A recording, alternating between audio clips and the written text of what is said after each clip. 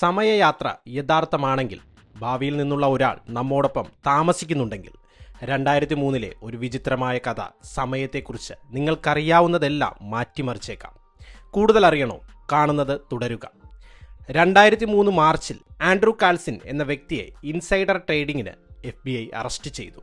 എന്നാൽ അദ്ദേഹത്തിന്റെ കഥ വളരെ അസാധാരണമാണ്. 2256 ഒരു ടൈം ട്രാവലർ ആണെന്ന് അദ്ദേഹം അവകാശപ്പെട്ടു.